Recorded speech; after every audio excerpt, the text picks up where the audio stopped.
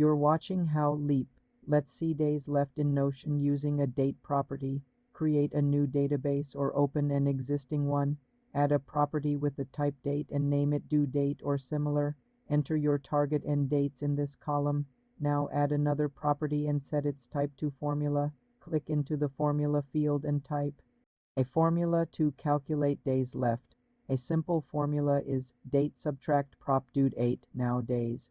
This subtracts today's date from the due date, showing how many days are left.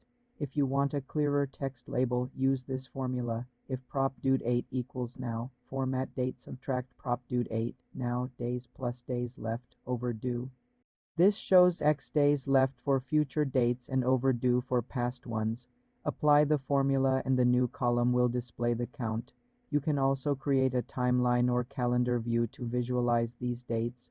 For a simple countdown on a regular page, use the countdown block and link it to your date property for more simple computer tutorials. Subscribe to the channel.